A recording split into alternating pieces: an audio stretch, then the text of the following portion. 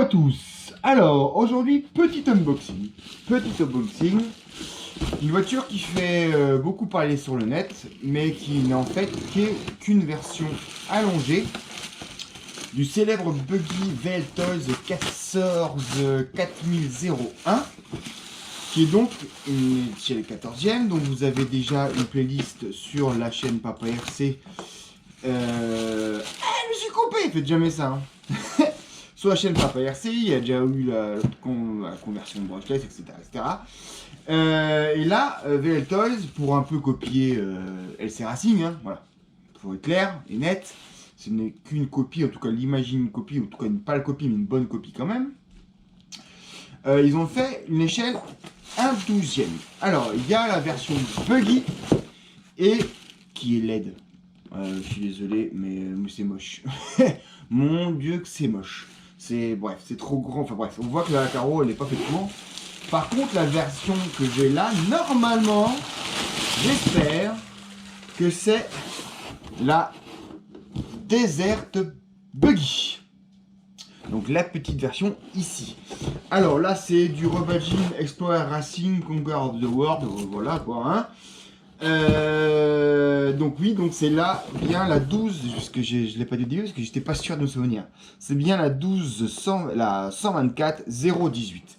La 124 019, c'est la version de buggy, donc tu vois, qui est très ramassée, très basse. Je suis pas très fan. Donc moi j'ai pris la version Desert Buggy pour que en fait je duplique mes 1/10e pour pouvoir que Pierre aussi puisse m'accompagner par exemple sur la piste du MVHS. Moi j'aurai mon petit buggy 1/10e et lui il aura son buggy 1/12e qui fera parfaitement de taf sur cette petite piste assez étroite où il sera même super à l'aise. Donc dans le packaging, bah écoutez, c'est du chinois, c'est du brushed, c'est exactement la même voiture que la 4001. Donc là-dessus, il n'y a pas de grande découverte. Ouvrons la boîte. Donc ça coûte moins de 100 €, acheté en Chine bien sûr, AliExpress, 85 € je crois. Donc voilà, ouh, ça m'a l'air bien joli cette histoire. D'abord, la célèbre radio, que vous allez reconnaître, c'est celle qui est presque sur la STX, en tout cas sur la SR Racing. Donc ici, il y a marqué quoi? Il y a marqué Turtle DR, monsieur Hobbytech. Turtle DR, il n'y a pas marqué Turtle Trim. Turtle DR, c'est bien augmenter et baisser la vitesse pour le dual rate des gaz. Et ici, mesdames et messieurs, le trim des gaz. Donc, même les Chinois, ils ont fait l'erreur. Hein? Voilà, après, tu l'as bien en main. Te perturbe pas ici, il y a des modes 1, 2, 3, 4. Ça, j'imagine que c'est pour d'autres modèles, mais ça ne marche pas ici. 4 petites piles, 4 piles AA qui ne sont pas fournies. Le petit chargeur 2S, donc maximum 2000 mAh, et puis voilà, ça aussi entre 0 et 2,5 A. Mettez pas 2,5 A, par contre c'est que du 2S, ça se charge par le port USB, le port d'équilibrage. Donc il y a ça, et il n'y a pas de notice. Voilà, il n'y a pas de notice. Voici la petite Desert Buggy. Mon ami, qu'est-ce qu'elle est choupinette. J'adore le style de cette bagnole. C'est excellent. On va descendre ça. Elle est vraiment... moi, j'ai adoré cette bagnole. Elle est assez scale, en fait. Ce qui diffère de la version buggy, c'est bien sûr l'implantation des amortos arrière qui sont directement sur la cage. Qui ne sont pas sur une tourelle, mais directement sur la cage. Amortisseur hydraulique, alors un peu mobile, la somme, mais pour le... Voilà, donc la garde-sol, j'ai 2 de mes doigts, donc ça doit faire un 4 cm au centre. Qu'est-ce qu'on peut voir? Ben, c'est tout simplement une 14-20 un peu rallongée, les amis. On a une cale arrière en alu qui prend le châssis. On a également, je sais pas si tu vois, une cale avant-arrière qui est là mais qui ne prend pas le châssis. C'est un peu dommage parce qu'il y avait la place. La voiture possède 2 légers kick-up avant et arrière. L'ensemble des tirants sont réglables. L'ensemble des tirants sont réglables, donc via une petite vis où tu glisses une petite clé à laine dedans pour régler ton carençage et ton passement. On est en dogbone arrière et en CVD à l'avant. Non, franchement, elle me plaît. Elle me plaît. Et il y a même la petite lumière, les gars. Attends, on va la brancher après, ça va être au top. Donc, franchement, joli petit châssis en Ali. Alors, c'est pas du châssis de super bonne qualité, hein, clairement. Elle est peut-être un peu mollassonne derrière. Mais bon, elle est pas trop mal réglée, en fait. Hein, pour du circuit, peut-être un peu molle. Voilà. Par contre, pour faire un peu de bâche, donc du terrain un peu défoncé, ça m'a l'air pas mal pour prendre les suspensions. C'est vrai que le débattement est pas foufou. Donc à réserver pour des terrains pas trop défoncés. Les pneus sont des simples pneus, je sais même pas s'il y a de la mousse là-dedans. Ou alors la mousse très très molle. Peut-être qu'il y a un peu de mousse. Peut-être qu'il y a un petit peu de mousse, type multipico carré traditionnel. Regarde-moi cette face avant. Donc le pare-choc avant d'un Desert Buggy, la roue de secours là-dessus. Et on va un peu regarder ce que ça nous dit à l'intérieur. Alors, a priori, a fortiori, pour l'ouvrir, on a 2 petits clips ici. Normalement, tac. Et ça doit s'ouvrir ou pas. Voilà. Elle s'ouvre que à moitié en fait. C'est vrai que pour bosser dedans, du coup, le buggy c'est vachement plus simple. T'enlèves toute la carreau et t'as tout dans le, t'as tout dedans. Là, clairement, parce qu'elle va pas chambre-sled, ça ne vous inquiétez pas. Faut démonter toute la cage, les amortos. C'est vrai que, en point de vue de disponibilité mécanique, c'est pas terrible. Par contre, c'est vrai que voilà, on a la petite capote qui se lève pour changer la batterie, donc ça c'est quand même le minimum. Il n'y a pas de slipper sur cette voiture, donc c'est uniquement en traction directe avant-arrière. C'est du module 0,7, donc du 25 dp je crois. Il me semble, de mémoire. Et puis je vais juste regarder les écrous de roue. Qu'est-ce que ça nous dit? Je pense que c'est du 12. Ce qui veut dire qu'on peut mettre par exemple les mêmes roues à picot, je vais voir avec les ports, que le Losi, pour éventuellement l'utiliser sur le circuit VHS avec les carpettes.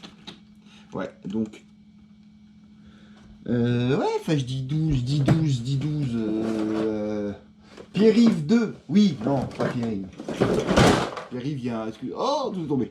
Pierre-Yves, il y a un nom déposé maintenant. Donc, qui nous dit? Il nous dit bien que c'est du 12 mm. Impeccable. 12 mm, est-ce que ça pourrait rentrer?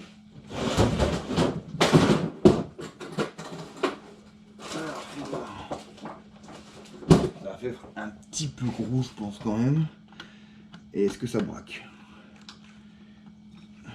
Bon, écoute.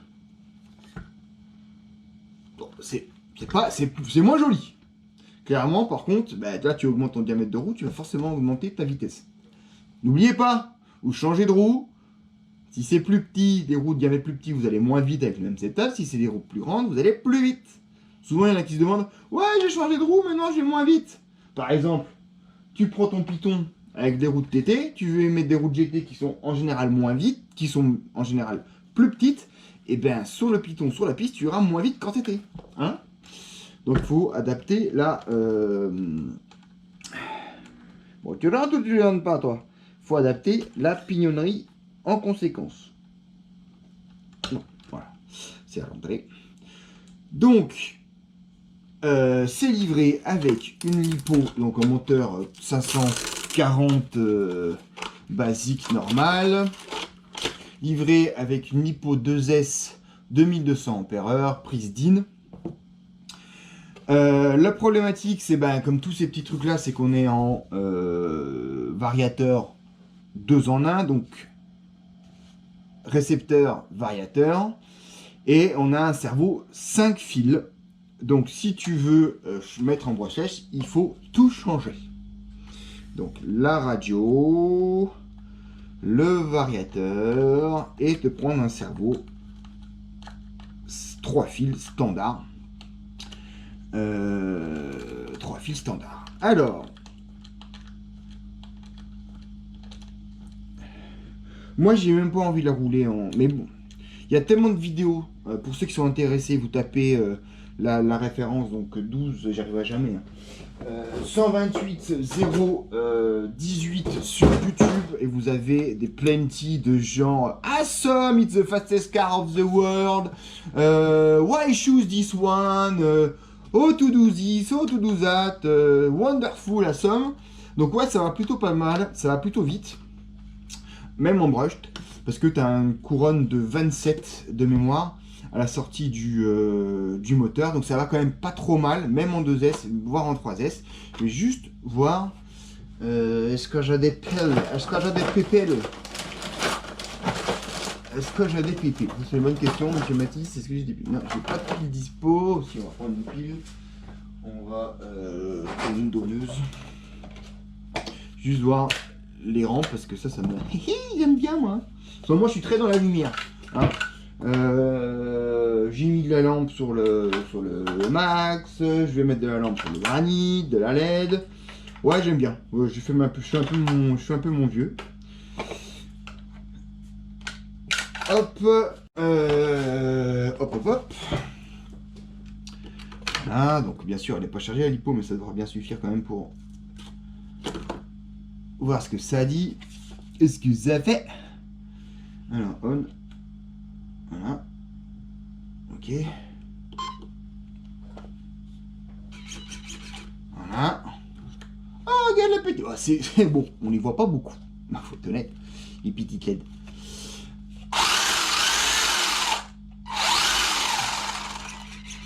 Le cerveau, quand même, n'a pas l'air dégueu. Le cerveau n'a pas l'air dégueu. Écoute, je vais quand même te faire un speedrun pour te montrer d'origine avec une batterie... Pardon. Oh, mes excuses. J'ai un petit rotodo qui est parti. Voir un peu ce que ça dit en ligne droite. Donc on va se retrouver vite fait. Je vais voir comment je vais faire. Parce que là j'ai du deal, moi j'ai du XT460 pour faire ça rapidos. Donc on va faire ça rapido. On se retrouve vite fait dehors pour un speedrun. Mais globalement, moi j'adore le look de cette caisse. Franchement, j'adore le look de cette caisse. Elle est extra. Donc vous avez bien sûr des diffs extrêmement libres. Hein, je pense qu'on va même les démonter pour mettre un chouille de graisse dedans, parce qu'il ne doit pas avoir grand chose. C'est extrêmement libre. Un peu plus dur devant, mais alors vraiment un peu plus dur. Devant l'architecture, bah là vous ne le voyez pas, mais je vous le dis. Vous avez un sauve-cerveau réglable. Une Badacaman traditionnelle, un renfort ici qui vient supporter les deux avant, qui vient lier les cellules avant et la cellule arrière. Et puis, est-ce que je vais vous faire ça dans la foulée ou pas dans la foulée, la transformation de brushless?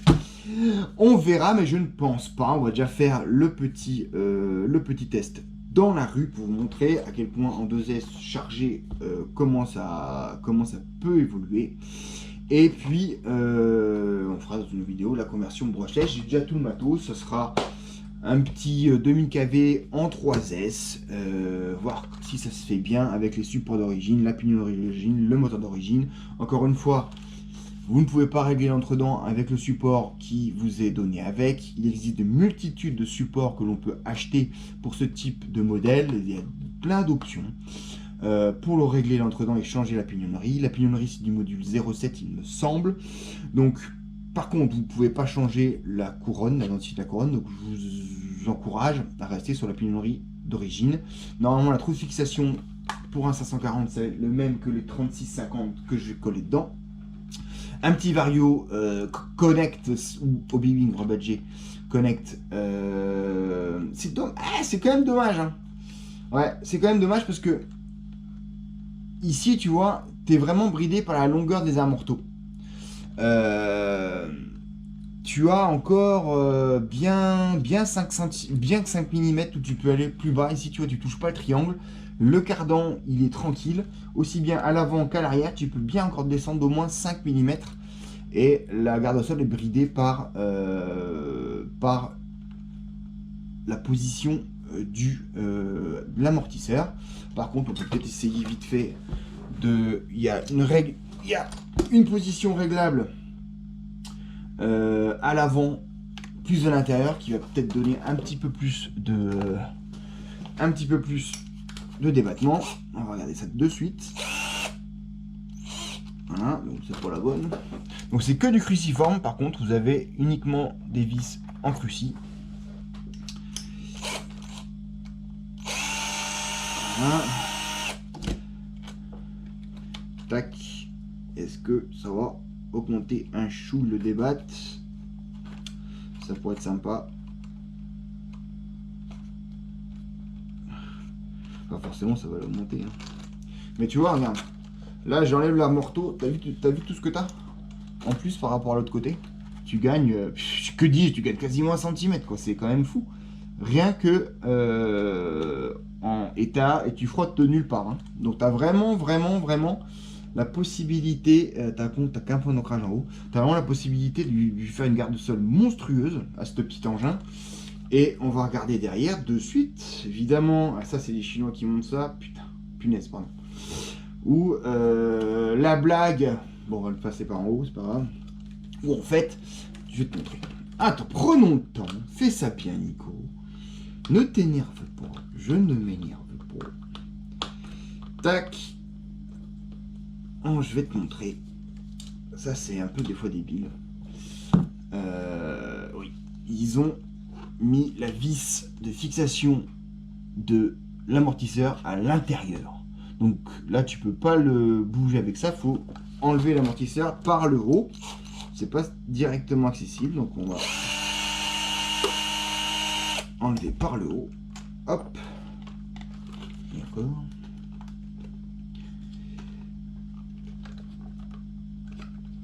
Voilà, ouais, non. Ouais, regarde-moi ça. Regarde-moi ça. Le débat. Après, tu n'as pas beaucoup d'angle là par contre. Avec cette rehausse, ils ont déjà fait une rehausse. T'as pas beaucoup d'angle pour rejoindre la fixation d'origine qui m'a l'air bien sympathique à remettre d'ailleurs. Donc là, c'est un peu limité, tu vois, par l'angle qui est donné par l'amortisseur ici. Tu vois, tu as que ça en fait à faire.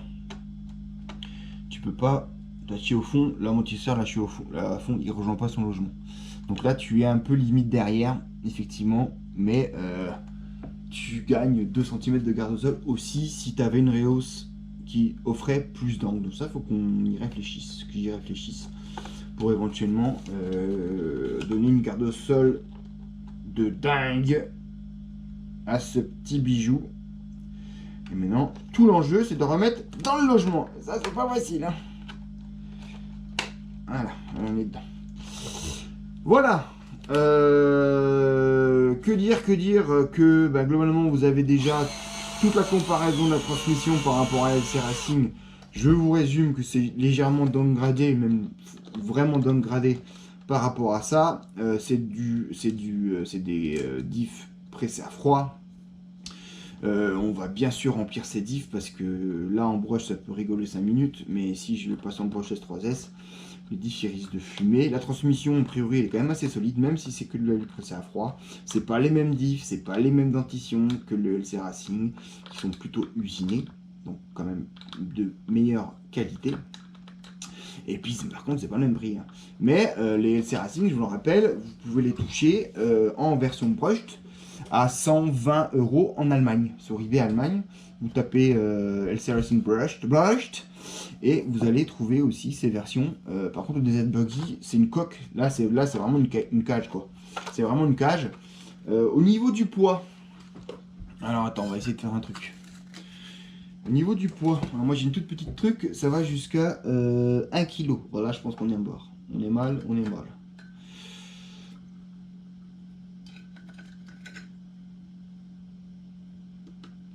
Est-ce que ça le pèse? le bazar. Ah ouais, on est à quasiment 900 grammes, donc RTR. Donc voilà, pour un petit truc d'un 12e, ça fait déjà quand même un petit bloc. Mais la cage, elle doit peser la moitié du truc, quoi, hein, déjà. Donc c'est sûr que le buggy, il est beaucoup plus léger, il va aller beaucoup plus vite, il va sûrement moins consommer. Et voilà, c'est plus optimisé, c'est plus léger bien sûr, mais il est quand même moins joli.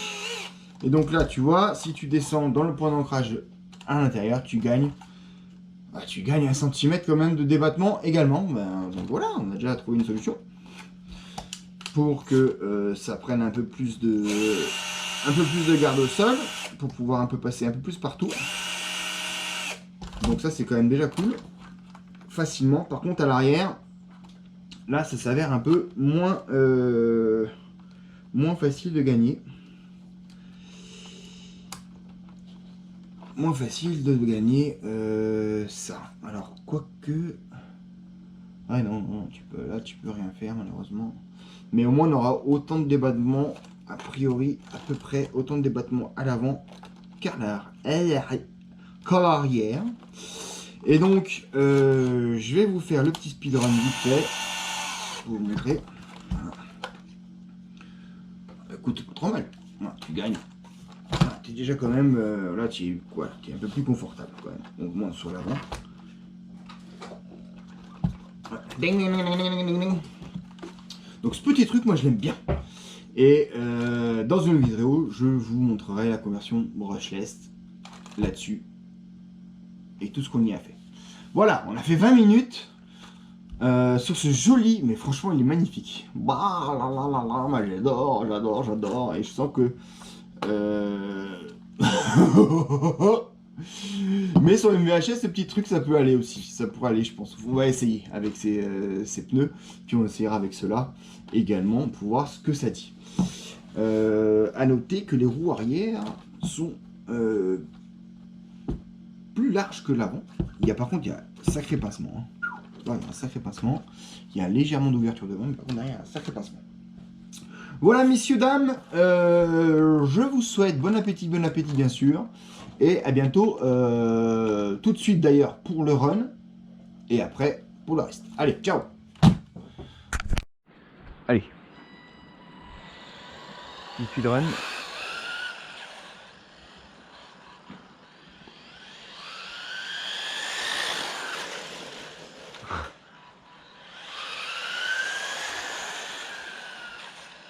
C'est sympa, on doit avoir un petit 40.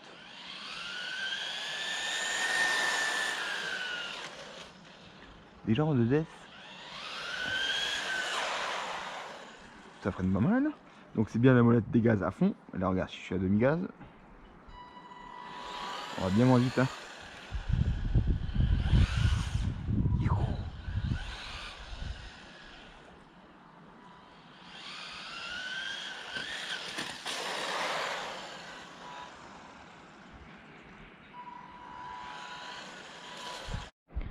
Allez, on s'y remet vite fait. Avec les trims. Réglé. La course des freins est pas terrible. Ouais. Ouais, il faut vraiment le vario pas terrible en termes de feeling.